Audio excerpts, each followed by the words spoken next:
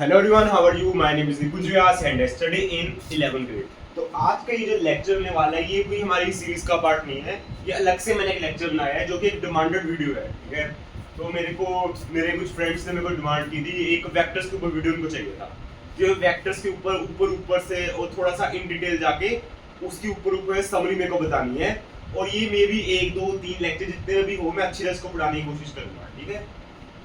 तो let's start the lecture.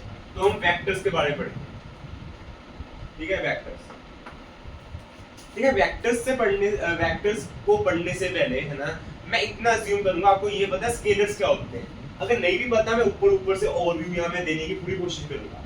जो scalars होते हैं और वेक्टर्स, ये एक ही मतलब सिक्के के दो पहलू आप बोल सकते हो, है ना। और किस सिक्के के दो पहलू? टेंसर। तो टेंसर के बारे में आपको जब टेंशन लेने की जरूरत नहीं है, ठीक है। टेंसर आपको हायर स्टडीज में आता है जब आप कॉलेज लेवल की स्टडीज करते हो, ना। रैंक 1 टेंसर, रैंक 0 टेंसर, है ना। उसकी कोई टेंशन लेने की जरूरत नहीं है, ना। आपको इतना बता देता हूँ, फिजिकल क्वांटिटीज जो आपको वर्ड आपको पता होगा, है ना। तो इन इजी वर्ड्स, है ना, इन प्रॉपर्ली नहीं, इन इजी वर्ड्स में बोल सकता हूँ, ना। मैथमेटिकली फिजिक्स की लैंग्वेज में ये बात सच नहीं होगी, प्रॉपर्ली सच नहीं होगी, पर कुछ हद तक सच होगी कि जो फिजिकल क्वांटिटीज है ना, ठीक है। ठीक है, अगर आप इन डिटेल जाएं तो ये बात बिल्कुल मतलब प्रॉपर्ली सच नहीं निकलेगी कि फिजिकल क्वांटिटीज की टाइप आ जाती है वेक्टर्स और स्केलर्स। बल्कि बात पता क्या सच होती है, फिजिकल क्वांटिटीज या स्केलर होती हैं या वेक्टर होती हैं, है ना। पर मैं भी अच्छी मतलब थोड़ा एक्सप्लेन करने के लिए लेट्स सपोज फिजिकल क्वांटिटीज हैं वो या वेक्टर्स होंगी या स्केलर होंगी, एक्सप्लेन करने के लिए बस, इससे ज्यादा कोई भी बात नहीं है, ठीक है। या वेक्टर्स या स्केलर्स। और स्केलर्स में सिंपल हमारे कॉमन यूज करने में चीजें भी आ जाती हैं। अब मैं स्केलर्स के ऊपर थोड़ा सा मैं इतना बता देता हूँ कि कैसे स्केलर्स ज्यादा कुछ भी नहीं है, ओनली मैग्नीट्यूड। इसका बस एक ही पॉइंट मैं बोलूंगा, ओनली मैग्नीट्यूड, ठीक है। और अगर किस्मत अच्छी हुई तो विद यूनिट, ठीक है। अगर किस्मत अच्छी हुई तो विद यूनिट, मतलब किस्मत अच्छी हुई तो विद यूनिट का यहाँ क्या मतलब है? देखिए मैग्नीट्यूड उसका होगा ही तभी स्केलर है, जीरो भी मैग्नीट्यूड में आता है, ठीक है। जीरो इज आल्सो मैग्नीट्यूड, ठीक है। मैग्नीट्यूड इसका होगा नेगेटिव हो पॉजिटिव हो, है ना। अब ये भी टर्म आ जाती है, नेगेटिव हुआ या पॉजिटिव हुआ उसको कैसे देखेंगे। तो मैं इतना बोलना चाहूंगा कि जो स्केलर्स है ना वो ओनली मैग्नीट्यूड यानी कि ओनली पॉजिटिव क्वांटिटीज। आप कभी भी किसी शॉप में जाके ऐसा नहीं बोलोगे कि आपको 10 kg एप्पल्स चाहिए और -20 kg ऑरेंजेस चाहिए, है ना। मैग्नीट्यूड है। और विद यूनिट यानी कि अब फॉर एग्जांपल स्पीड है, या भी स्पीड भी छोड़ दो, है ना। अब भी आपसे पूछे कि आप फॉर एग्जांपल कश्मीर से लेके कन्याकुमारी गए, आपने कितना डिस्टेंस ट्रेवल किया, ठीक है। मेरे को अप्रोक्सीमेटली नहीं पता इसलिए मैं डी डिस्टेंस बोल दिया। डिस्टेंस है, याद करना। डिस्टेंस की भी प्रॉपर यूनिट होती है जो कि हम क्या बोल सकते हैं, मीटर्स, किलोमीटर्स, है ना, माइल्स, ठीक है। ऐसे बहुत सारी है, सेंटीमीटर, मिलीमीटर, है ना, नैनोमीटर वगैरह। यानी कि इसकी यूनिट हो सकती है, ठीक है। और इसमें एग्जांपल कौन सा आ जाते हैं? एग्जांपल आ जाते हैं वही आपका स्पीड, है ना, डिस्टेंस, ठीक है। कई लोग करंट को भी डाल देते हैं, मैं करंट को नहीं डाल रहा बिकॉज वो मेरे को पता है ना कि वो प्रॉपर स्केलर में नहीं आता, है ना। लेट्स उस करंट को भी डाल दो, ठीक है। वैसे उसके बाद डायरेक्शन होती है, चलो डाल देते हैं बिकॉज मेरे को ये चीज अच्छी नहीं लगेगी आपने करंट को भी यहाँ डाला हुआ है ना।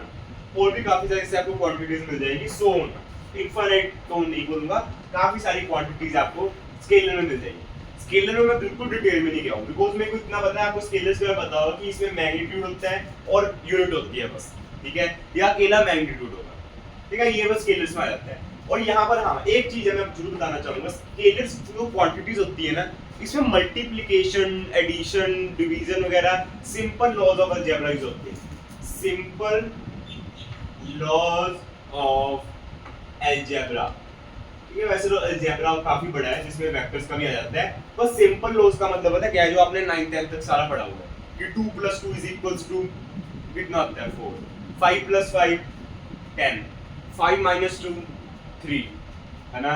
मतलब सिंपल चीजें मैं ये बोलना चाहता हूँ कि ये जो इनमें जो ये मैं क्या लिखा है, सिंपल, है ना। हाँ, simple laws of algebra use होंगे।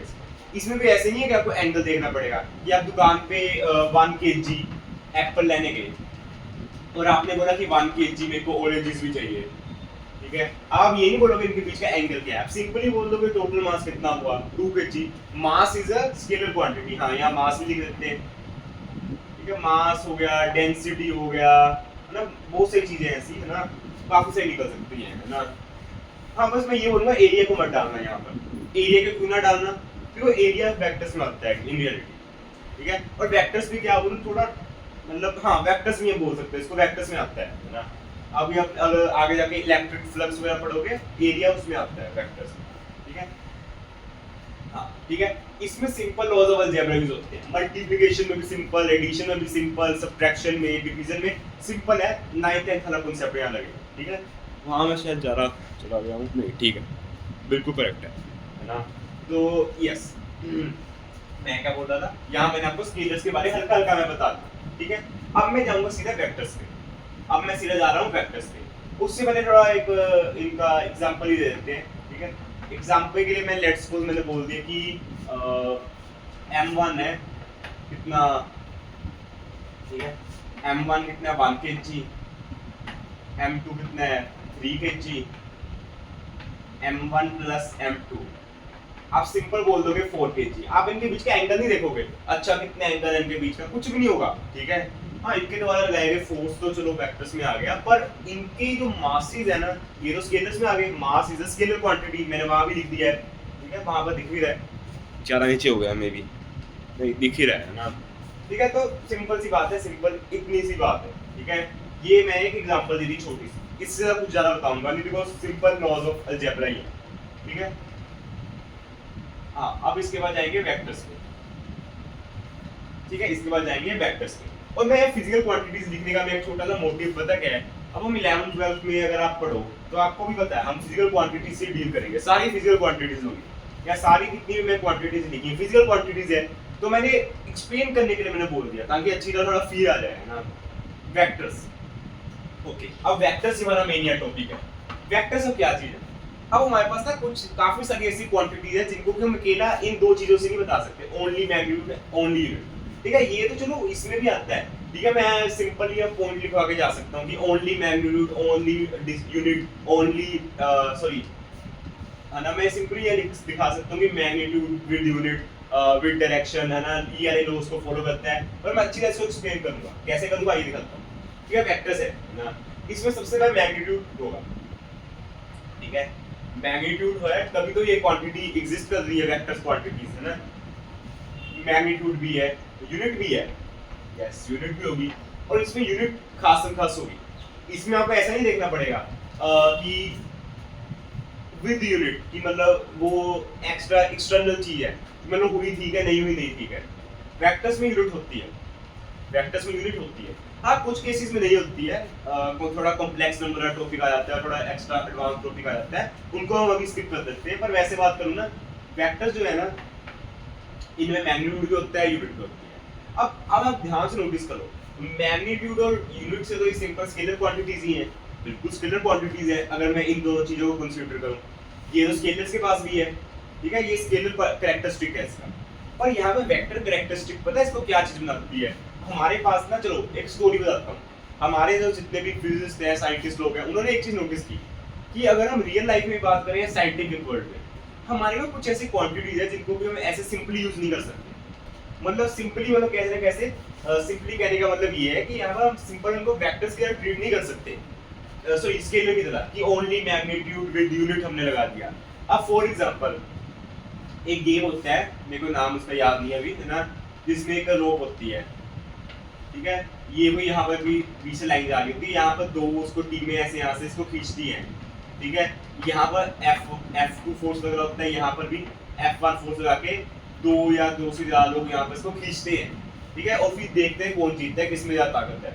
अब जैसे ये वाला गेम है, अब मैं बोलूँ टोटल फोर्स कितना हुआ, टोटल फोर्स, ओके, तो अगर मैं सिंपल F1 प्लस F2 को प्लस कर दूं, यानी कि फोर्स की वैल्यू तो बहुत ज्यादा आ जाएगी। अब बहुत ज्यादा आने का मतलब ये है कि इनको तो बहुत ज्यादा एक्सेलरेट करना चाहिए, पर रियलिटी क्या है कि एक्सेलरेट ही नहीं कर रहे हैं, ये तो हल्का हल्का ऐसे बस मूव कर रहे हैं, कोई कभी ये हल्का सा आगे जा रहा है, कभी पीछे थोड़ा हल्का सा पीछे जा रहा है, तो यानी कि इसमें डायरेक्शन का भी काम है। अब इसी को थोड़ा ज्यादा एक्सप्लेन करते हुए आपको एक छोटे से और एक चीज बताता हूँ। अब आप फॉर एग्जांपल आपने आपको बताओ कि चलो फाइटर जेट की एग्जांपल लेते हैं। तो कोई फाइटर जेट उड़ रहा है, ठीक है, मेरे को फाइटर जेट्स का काफी ज्यादा शौक है, ठीक है। मान लो कि फाइटर जेट उड़ रहा है ना, मेरे को पता है वैसा नहीं दिख रहा है, ठीक है। लेट्स सपोज कि फाइटर जेट है जो उड़ रहा है। अब यहाँ से उसकी तरफ एक मिसाइल आ रही है जो भी इसको इंटरसेप्ट करना चाहती है, मतलब इंटरसेप्ट कहने का मतलब इसको डिस्ट्रॉय करना चाहती है। और मिसाइल भी प्रॉपर फिजिक्स का यूज करती है, इसकी ट्रेजेक्टरी बताएगी, इतना टाइम बाद यहाँ पर आएगी तो यहाँ पर आके इसको ब्लास्ट करेगी। हाँ सिंपल सी बात है ना, मिसाइल आ रही है। अब इस फाइटर जेट को पता चल गया रडार से कि यहाँ से मिसाइल आ रही है। अब अगर इसको इतना ही बताया जाए कि मिसाइल आ रही है, अब मान लो कि फाइटर जेट का कोई पायलट है, इसको इतनी इंफॉर्मेशन दे दी जाएगी कि मिसाइल आ रही है, तो ये बोलेगा मिसाइल आ रही है, वो बात तो ठीक है, पर मैं कहाँ पर जाऊँ, है ना, मैं कहाँ पर जाऊँ, मिसाइल आ रही है, मेरे को ये नहीं बताया गया कि कहाँ से आ रही है, कि ये जो नॉर्थ डायरेक्शन है, मतलब ऑब्वियसली नॉर्थ डायरेक्शन, ये कहाँ जो नॉर्थ डायरेक्शन मान लो इसको, एंड की एंड डायरेक्शन से यहाँ पर 30 डिग्री पर आ रही है ना, किस रेडियस पर आ रही है, कितने मिनट पर आ रही है ना, कोई इन्फॉर्मेशन नहीं दी गई इसको, किसके रिलेटेड, डायरेक्शन के रिलेटेड। तो इसको बोल दिया गया कि एक मिसाइल आ रही है, मुड़ जाओ। अब इसको क्या पता कहाँ मुड़ना है, इधर को मुड़ गया, इससे पहले यहाँ पर टकर गया। अब इसको मुड़ना यहाँ चाहिए था ना, बिल्कुल यही चाहिए था, पर उसके लिए इसको इसकी डायरेक्शन बतानी चाहिए। ओके, तो यानी कि पता चला गया कि अगर मान लो कि मिसाइल यहाँ पर 2000 मीटर्स पर सेकंड से आ रही है, तो यहाँ पर इतना नहीं बोला जाएगा बस एक मिसाइल 2000 मीटर्स पर सेकंड से आ रही है। यहाँ पर बोला जाएगा एक मिसाइल है जिसकी स्पीड 2000 मीटर्स पर सेकंड है। कितनी है, 2000 मीटर्स पर सेकंड है, और उसको नॉर्थ डायरेक्शन के साथ 30 डिग्री का एंगल बना रही है उसकी वेलोसिटी। तो ये फाइटर पायलट समझ जाएगा कि अच्छा यहाँ से मिसाइल ऐसे आ रही है, मेरे को इधर जाना पड़ेगा, ठीक है। तो ये था छोटा सा और एग्जांपल, और एग्जांपल की तो कमी नहीं है, आपको ही पता है, रियल लाइफ में एक एग्जांपल है ना, वो अगर नहीं भी हो तो बनाए भी जा सकते हैं, मतलब वैसे तो एग्जांपल एग्जांपल, ठीक है। अब फॉर एग्जांपल ये ब्लॉक है, ठीक है, एक स्मूथ तो चलो रियल लाइफ में एग्जांपल लेते हैं। टेबल पर एक हमारा ब्लॉक पड़ा हुआ है, यहाँ से फोर्स लगाया गया F1, यहाँ से फोर्स लगाया गया F2, ठीक है। दोनों सेम मान लो, यस दोनों सेम मान लेते हैं ना, F एंड F, ठीक है। अब मैं बोलूँ ये मूव करेगा। अब जिसको फिजिक्स का कुछ भी नहीं पता है ना, कि फिजिक्स का P भी क्या होता है ना, फिजिक्स का P, तो वो भी बता देगा कि ये मूव नहीं करेगा, कॉमन सेंस है। अब यही फोर्स को एक काम करते हैं, इस फोर्स के साथ मैं इसका अपर व्यू दिखाता हूँ टेबल का, ये अपर व्यू है टेबल का। मैंने एक फोर्स यहाँ लगाया F, और एक फोर्स मैंने यहाँ लगा दिया है। अब मैं पूछूं क्या इस केस में मूव करेगा, तो सभी बोलेंगे बिल्कुल करेगा। तो क्यों मूव करेगा, पर हाँ ये भी पूछूंगा कि क्या ये इस डायरेक्शन में जाएगा या इस डायरेक्शन में जाएगा, तो आप बोलोगे दोनों में कहीं भी नहीं जाएगा, ये सीधा जाएगा। तो मैं बोलूंगा क्यों, कॉमन सेंस है। और ये कॉमन सेंस आई कहाँ से, हमारी नेचर ने खुद ही कॉमन सेंस हमारे को दी है, और उस कॉमन सेंस को कैलकुलेट करने का तरीका हम कहाँ पढ़ेंगे, यहाँ पढ़ेंगे। तो यानी कि इतनी बात मैं बता सकता हूँ कि डायरेक्शन भी जरूरी है, डायरेक्शन भी जरूरी है, ठीक है। मैं वो यहाँ पर डिटेल में जाना नहीं चाहता मैं, वरना इसके ऊपर काफी लेक्चर बता दिए जा सकते हैं वेक्टर्स पे, आपको ही पता है। जहाँ से अगर यूट्यूब वगैरह पे आप देखो अच्छे आपको टीचर्स अगर मिलेंगे तो आपको इनको बहुत इन डेप्थ बताएंगे, है ना। मेरे पास तो टाइम लिमिट भी है, तो इसलिए मैं ज्यादा बता नहीं सकता। तो यहाँ नहीं कि हमारे एक और पॉइंट पता चल गया, इनके पास डायरेक्शन भी है, इनके पास एक बहुत ही ज्यादा कमाल की चीज है डायरेक्शन। और डायरेक्शन से ये जो डायरेक्शन है ना, ये इसमें काफी ज्यादा पावरफुल क्वांटिटी बना रही है। और इसमें कौन कौन सी क्वांटिटी आती है, एग्जांपल लगा लेते हैं, वेलोसिटी, ठीक है। हाँ वेलोसिटी ज्यादा बहुत कुछ भी नहीं है, स्पीड है जिसके पास डायरेक्शन है, बस वेलोसिटी है। एक ऐसी स्पीड जिसके पास डायरेक्शन है, वेलोसिटी बस। डिस्प्लेसमेंट, एक ऐसा डिस्टेंस जिसके पास डायरेक्शन है, इस डिस्प्लेसमेंट, ठीक है। मास में कोई ऐसी है नहीं चीज, है ना। और काफी क्वांटिटीज है यहाँ पर, है ना। मोमेंटम ले लो, है ना, ऐसी बहुत सारी क्वांटिटीज हैं, सो ऑन क्वांटिटीज आती हैं, ठीक है। ये वेक्टर्स क्वांटिटीज में आ जाती हैं। अब हाँ, अब एक चीज है जो कि बहुत सारी, मतलब मैं बोलूंगा काफी इंपॉर्टेंट चीज है इसकी, करंट है ना। करंट के पास मैग्नीट्यूड भी है, बिल्कुल है, यूनिट भी है, बिल्कुल है, एम्पियर्स, डायरेक्शन भी होती है, बिल्कुल होती है, पर क्या वो वेक्टर्स में आती है? नहीं आती है। उसका कारण पता क्या है? वेक्टर्स में आने के लिए ना, वेक्टर्स में आने के लिए बहुत ज्यादा इंपॉर्टेंट चीज है, बहुत ज्यादा। वो है कि अब मान लो वही एग्जांपल है, ये ब्लॉक है, उस मतलब कोई बक्सा है, उसका ये ऊपर वाला व्यू दिखा रहा हूं मैं। अब मैंने यहाँ पर एक फोर्स F लगाया और यहाँ पर मैंने F लगा दिया, तो इसी डायरेक्शन में मूव करेगा, है ना? पर अब मैं इसी फोर्स को मैं थोड़ा पास लगा दूं, मैंने ऐसे लगा दिया, करेगा उसी डायरेक्शन में मूव, पर with different acceleration, with different velocity, है ना? अब वही चीज है, यानी कि एंगल में दोनों वेक्टर्स के बीच का बदल रहा हूं। फोर्स भी वेक्टर है, यहाँ फोर्स भी लिखना सबसे जरूरी है, क्योंकि ना मैं फोर्स का एग्जांपल इसलिए याद रखता हूं because force is very real life thing. Everyone can relate with force. हर किसी को पता है कि फोर्स क्या चीज है ना? पुश और पुल, है ना? वैसे तो ये डेफिनेशन ये फिर भी फोर्स ये भी वेक्टर्स में आ जाती है। यानी कि मैं सिंपल बात बताऊं ना, एक चीज बहुत इंपॉर्टेंट है कि ना कोई ऐसी चीज है यहाँ पर कि जो कि ना हर क्वांटिटी जिसके पास मैग्नीट्यूड है, यूनिट है, डायरेक्शन है, वो भी वेक्टर नहीं हो सकती अनटिल एंड अनलेस वो कुछ स्पेसिफिक लॉज को फॉलो ना करे। इनके अलावा भी हमने नोटिस किया, पर वो क्या था ना कि अगर दो वेक्टर्स के बीच का एंगल बदलने पर अगर वेक्टर में चेंज, रिजल्टेंट आई होप क्या समझते हो, उनका नेट वेक्टर, उनमें चेंज नहीं आ रहा ना, देन वो वेक्टर्स में नहीं आ। अब फोर्स है, मैंने फोर्स के ना डायरेक्शन को जैसे बदलूंगा, दोनों फोर्स के बीच का या एक या दो से ज्यादा फोर्स के बीच का डायरेक्शन बदलूंगा, इफेक्ट अलग होना स्टार्ट हो जाएगा, नए टाइप का हमारा वेक्टर क्रिएट हो जाएगा, फोर्स नेट वेक्टर। तो यानी कि force is a vector quantity. यहाँ पर कोई इंपॉर्टेंट आता है कि वेक्टर लॉज ऑफ एडिशन को उसको फॉलो करना चाहिए। क्या? वेक्टर लॉज ऑफ एडिशन, ठीक है? वेक्टर लॉज ऑफ अलजेब्रा बोल दो, है ना? अलजेब्रा बोल देते हैं, वेक्टर लॉज ऑफ अलजेब्रा। इसमें सारा कुछ आ जाएगा, प्लस माइनस एडिशन सब्ट्रैक्शन, तो सेम ही चीज आएगी, है ना? प्लस माइनस मल्टीप्लिकेशन डिवीजन सारा कुछ, ठीक है? ये चीज है। और वेक्टर में तो काफी डिटेल में जाया जा सकता है। एक बार मैं वीडियो की लेंथ चेक कर लूं कितनी हुई है ना? जैसे अभी 20 मिनट की लगभग होने वाली है वीडियो, है ना? और आप देख सकते होगे कि मतलब मैंने एक पूरा मेरा एक पूरी मतलब स्क्रीन भी नहीं भरी नहीं है ना? पूरा भी बोर्ड भी एक बार नहीं भरा, मैं इतना इन डेप्थ चला गया था। ये कोई नहीं, अभी देखते हैं आगे, ठीक है? तो ठीक है, वेक्टर लॉज ऑफ अलजेब्रा, ठीक है। अब यहाँ पर ये है क्या चीज, अब इसके ऊपर आ जाते हैं। तो इसमें ना काफी लोग आ जाते हैं, triangle law of addition, parallelogram law of addition, है ना? पॉलीगन लॉज ऑफ एडिशन भी आ जाते हैं, है ना? ऐसे बहुत सारे लॉज आ जाते हैं, पर मेन इनमें कौन से है? पॉलीगन लॉज ऑफ एडिशन और ट्रायंगल लॉ ऑफ एडिशन, है ना? तो एक पॉलीगन नहीं, पैरेललोग्राम लॉ ऑफ एडिशन काफी इंपॉर्टेंट है, ठीक है? Parallelogram laws of addition, vector addition. तो उसकी पूरी derivation I can explain you very easy, ठीक है? मेरे को ज्यादा टाइम नहीं लगेगा, मतलब टाइम लगेगा, है ना? कि मैं एक वेक्टर ए वेक्टर ले लूं, यहाँ कोई वेक्टर लग रहा है, बी वेक्टर लग रहा है, ठीक है? अब इसकी यहाँ पर मैं शैडो बनाऊंगा, है ना? कुछ ऐसी चीजें बनाऊंगा कि रिजल्टेंट इसका फाइंड आउट करूंगा, ये एंगल अल्फा पर होगा, इसको मैं थोड़ा शिफ्ट कर दूंगा क्योंकि ये थोड़ा ऐसे लग रहा है एक्चुअली, ठीक है? पैरेललोग्राम लो है, ठीक है? इनके बीच का एंगल थीटा है, मैं इसको शिफ्ट करके आपको पूरी डेरिवेशन कराने को करा सकता हूं, पर वो सभी कराते हैं, पर वो डेरिवेशन सारे कराते हैं, ठीक है? तो लेट्स सपोज करा भी देता हूं, ठीक है? लेट्स सपोज करा भी दूं तो ज्यादा से भी फर्क नहीं आएगा बिकॉज़ सेम डेरिवेशन है। तो इसलिए मैं डेरिवेशन को सिंपल करके आपको इसका एक रिजल्ट बताना चाहता हूं, ठीक है? रिजल्ट को अच्छी तरह आपको एक्सप्लेन कर दूंगा, उसकी एप्लीकेशन बता दूंगा। तो डेरिवेशन सभी कर सकते हैं, उसकी एप्लीकेशन ज्यादा जरूरी है। यहाँ पर मैं बोलूंगा पैरेललोग्राम लॉ ऑफ एडिशन, या फिर सिंपली बात करूं तो एक रिजल्ट ही लिख दो, ज्यादा कुछ ये नाम याद करने की जरूरत नहीं है, ठीक है?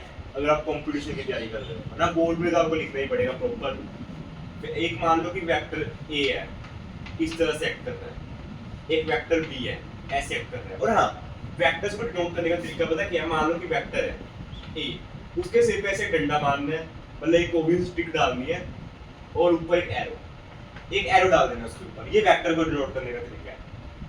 इनके बीच का मान लो एंगल थीटा है, दो वेक्टर्स ए एंड बी के बीच, इनके बीच का रिजल्टेंट जो जाएगा आर वेक्टर, ये भी वेक्टर ही होगा। वेक्टर और वेक्टर को जब ऐड करते हैं वेक्टर ही आएगा, वेक्टर और वेक्टर को सब्ट्रैक्ट करेंगे वेक्टर ही आएगा। मल्टीप्लिकेशन में कैसा होगा? नहीं, मल्टीप्लिकेशन में करेंगे वेक्टर भी आ सकता है, स्केलर भी आ सकता है, डिपेंड करता है कौन सा केस है ना। करेंगे अभी 2 लेक्चर रूम में पड़े हुए हैं इसके बारे, प्रॉपर लगाएंगे डॉट प्रोडक्ट क्रॉस प्रोडक्ट के ऊपर, क्वेश्चन भी अच्छे अच्छे खासे करेंगे, है ना। हाँ, तो इधर रिजल्टेंट वेक्टर मैंने बता दिया कैसे आएगा, मतलब, है ना। और लेट्स सपोज ये इस वेक्टर ए के साथ एंगल अल्फा बना रहे हैं, इस वेक्टर ए के साथ कितने एंगल बना रहे हैं, अल्फा। ओके, ना फाइन, ठीक है। अभी अल्फा जो भी चीजें हैं, आर वेक्टर, अल्फा वेक्टर, ये तो मेरे को पता ही नहीं है, मेरे को या ये मिलेगा या ये मिलेगा या थीटा मिलेगा, है ना। कैसे फाइंड आउट करूंगा मैं आर वेक्टर और अल्फा? तो आर वेक्टर के लिए ना वैसे डेरिवेशन है पूरी की, या वेक्टर्स को पैरेलली शिफ्ट कर सकते हो, है ना। मैं एक ही दे देता हूं कि हम अपनी कन्वीनियंस के लिए vectors can be shifted parallel और perpendicular,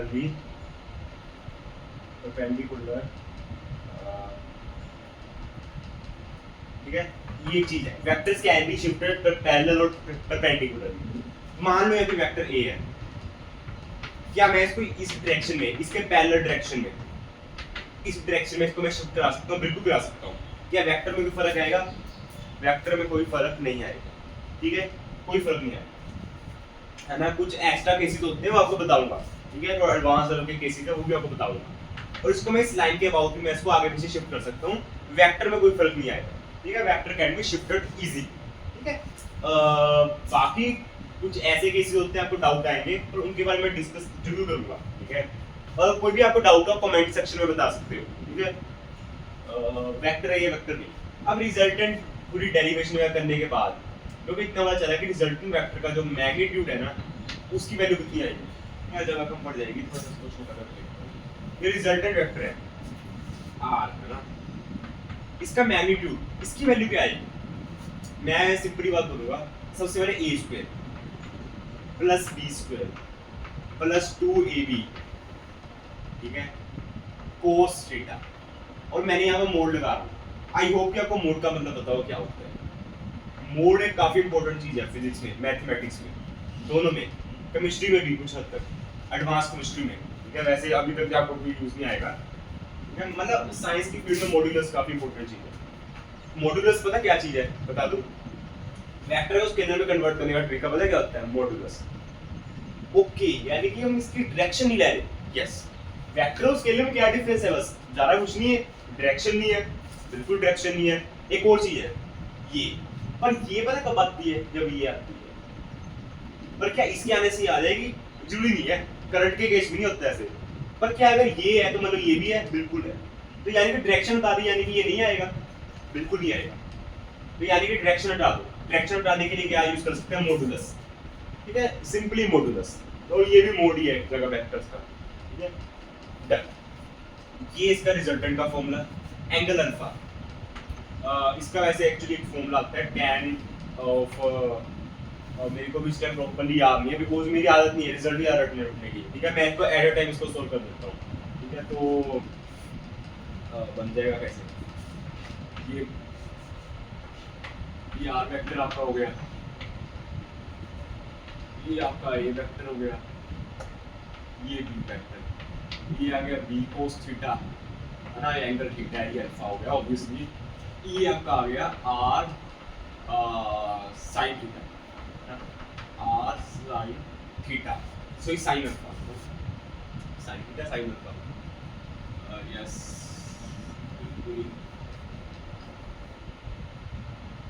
ये vector B vector R sine alpha, ठीक है। ओ सॉरी, मैं यहाँ पर एरर कर दिया, मैं बता भी देता हूँ यहाँ पर, ठीक है।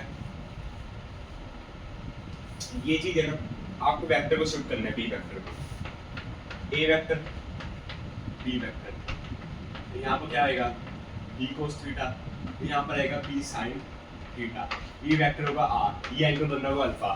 ट्रायंगल में यूज करना है आपको, tan alpha, tan alpha is equals to, मतलब ऑब्वियसली tan अल्फा, tan को उधर लेकर tan इनवर्स बन गया, तो सबसे पहले b sin theta, b sin theta upon a vector plus, मैं इसको वेक्टर ना लेके मैं इसको इसका मोड भी ले सकता हूँ, ठीक है। वो चॉइस है, इसमें भी बहुत सारे केसेस बन जाते हैं, बताऊंगा। इनटू बी cos थीटा, ये एक फॉर्मूला आता है, रटने की बिल्कुल जरूरत नहीं है, इतना बता रहा हूँ। बोल्ड लेवल करना है, इसको रट लो, आराम से मार्क्स आ जाएंगे। इसकी डेरिवेशन वगैरह कर लेना, जो कि मैंने अभी नहीं भी कराई है। कंपटीशन में आप ऐसे नहीं कर सकते कि आप फॉर एग्जांपल नीट का एग्जाम है, JEE mains, JEE advanced level तक के, ओलंपियाड की तैयारी कर रहे हो, कि आप ये फॉर्मूलाज रट के चल रहे हो। आपको एट अ टाइम आपको फाइंड करने पड़ सकते हैं कुछ नए केस के फॉर्मूलाज। मैं कभी नहीं इसको याद किया, ठीक है, कभी भी नहीं इसको याद किया, बिकॉज मेरे को पता है ये कोई जनरलाइज चीज नहीं है। आपके कुछ केसेस के लिए जनरलाइज हो सकते हैं, पर हर केस के लिए नहीं है ये, है ना, वही बात है, ठीक है। तो मतलब इतना आपको समझ आया, दो वेक्टर्स बीच का रिजल्टेंट आप इजीली फाइंड आउट कर सकते हो। और आपको पता है बड़ी कमाल की चीज है इसे, वो जरा इसकी एप्लीकेशन बताऊंगा, आखिरी चीज है आज के दिन की। यहाँ पे लिखो, वो आगे को चेक कर लो। यस, ठीक है। तो ब्लैक बोर्ड पूरा भर चुका है इस समय, ठीक है। हाँ, मैं एक चीज बता देता हूँ, आखिरी चीज कराऊंगा अब मैं इस दिन की कोई, आज लेक्चर की आखिरी चीज हो गई है, ठीक है। कितने मिनट का हो गया लेक्चर? आधे घंटे का होने वाला है, 4-5 मिनट का, ठीक है। मैं इसको रेज करके अब मैं इसकी एप्लीकेशन बताऊंगा, बहुत कमाल की एप्लीकेशन, ठीक है। आइए लेट्स स्टार्ट।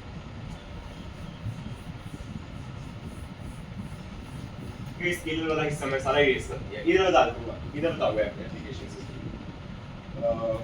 जो इधर बताऊंगा इसकी क्या एप्लीकेशन इसकी, ठीक है। सिंपल सी बात है, रियल लाइफ एग्जांपल लूंगा, और किसकी लूंगा? फोर्स की, बिकॉज फोर्स को हम सभी इजीली विजुअलाइज कर सकते हैं ना। फोर्स हमारी रियल लाइफ चीज है बहुत ज्यादा, जिसको फिजिक्स नहीं करती वो भी फोर्स को विजुअलाइज कर सकता है और कुछ नया सोच सकता है ना। बिकॉज हमारी नेचर में फोर्स काफी फ्रीली अवेलेबल है, हर जगह फोर्स आपको पता चल जाएगा लगेगा। मैं रिजल्टेंट की बात कर रहा हूँ, ठीक है। ये अल्फा वगैरह तो आ ही जाएगा, इसकी कोई बड़ी बात नहीं है, ये तो वैसे भी पता चल रहा है, ट्रायंगल है। आर रिजल्टेंट की बात कर रहा हूँ, रिजल्टेंट वेक्टर, ठीक है, रिजल्टेंट वेक्टर। मैं भी एग्जांपल ले रहा हूँ ना, तो यस मैं इसकी कोई एप्लीकेशन बता रहा हूँ। एप्लीकेशन यानी कि मैं बहुत जनरलाइज चीज नहीं बता रहा हूँ, कुछ याद करने की जरूरत नहीं है, समझने की बात है, ठीक है। लेट्स सपोज कि ब्लॉक है, या फिर पॉइंट, हाँ तो ब्लॉक ही है, तो या फिर बॉल ले लेते हैं, क्योंकि यहाँ पर थोड़ा ये कंफ्यूजिंग आ रहा है कि बॉल है, इसके ऊपर यहाँ पर एक फोर्स F लग रहा है, और एक इसी डायरेक्शन में फोर्स F लग रहा है, और एक इसी डायरेक्शन में फोर्स F लग रहा है। कॉमन सेंस की बात है, F नेट कितना आएगा? सॉरी 2F, मानते हो ना? बिल्कुल मानते हैं। और किस डायरेक्शन में? ये ऊपर में डंडा क्यों लगा रहा हूँ? बिकॉज फोर्स एक वेक्टर क्वांटिटी है, ये लगाना जरूरी है, ये एरो लगाना जरूरी है, ठीक है।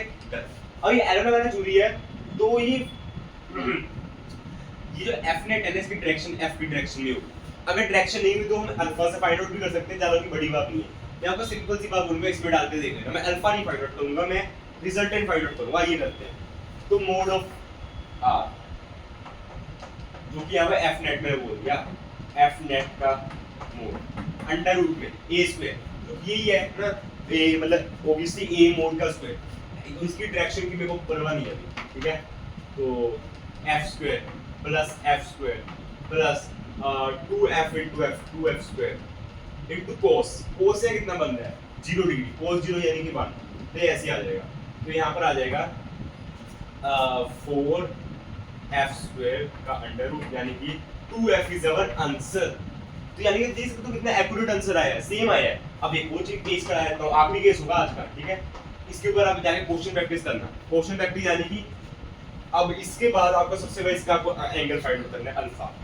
और अल्फा पता कैसे आप फाइंड आउट करोगे? इनके बीच के एंगल को यूज करके आपको अल्फा आ जाएगा, आपको डायरेक्शन पता चल जाएगी इसकी, आपको हर इंफॉर्मेशन मिल जाएगी उस वेक्टर की, है ना। Okay fine. अब मैं इसका केस 2 बना देता हूं, यानी कि लेट्स सपोज, मतलब सबसे ज्यादा फील आने की चीज ये होती है कि मैं फोर्स को एक इस डायरेक्शन में लगा रहा हूं, एक इस चीज को इस डायरेक्शन में लगा रहा हूं, दोनों में एंगल कितना है? 180 डिग्री। अब मैं पूछूं F नेट कितना होगा, आप बोलोगे F नेट की वैल्यू 0 आ जाएगी, तो मैं बोलूंगा मैं ऐसे मान नहीं सकता 0 आ जाएगी, देखो फिजिक्स के हिसाब से मेरे को प्रूफ करके दिखाओ। तो मैं बोलूंगा इस फॉर्म में लगाओ, F net vector is equals to under root में F square plus F square plus F square plus F square plus 2F square, है ना। अब cos कितना है? 180, cos 180 कितना होता है? -1, तो ये माइनस का हो गया, तो आंसर कितना आ गया 0। तो यस, हेंस प्रूफ फाइन। अब आप इसका अल्फा उल्फा फाइंड आउट कीजिए, है ना, आपका इजीली आ जाएगा answer. And you can easily feel it कि मतलब ये हाँ काम करता है, मतलब अच्छी चीज है, ठीक है। और बाकी अब इसके अलग अलग एंगल लेके देखो, एंगल 60 डिग्री, 30 डिग्री, है ना, 90 डिग्री, आपको आपको हर चीज के आपको मिल जाएगा आंसर। पाइथागोरस थ्योरम भी यहीं से आता है एक्चुअली, रियलिटी ये है। पाइथागोरस थ्योरम भी आप यहाँ से फाइंड आउट कर सकते हो अगर आप लेंथ को एज ए वेक्टर लेके चलते हो, ठीक है। सारा कुछ यहीं से आता है, ठीक है। तो ये था मेरा आज का वीडियो जिसमें कि मैंने वेक्टर्स के बारे में बात की है, बेसिक बताया है ना, ज़्यादा एडवांस नहीं गया हूँ। कोशिश करूंगा आगे इसके थोड़े और लेक्चर लेके आऊँ जिसमें क्वेश्चन प्रैक्टिस कराऊँ इसके थोड़े, है ना, बिल्कुल अच्छे क्वेश्चन इसमें भी बन सकते हैं, ज़्यादा टफ भी नहीं होता, इजी टॉपिक है और क्वेश्चन इसके किए जा सकते हैं, ठीक है। तो ये था मेरा आज का video, thank you for watching this video, bye.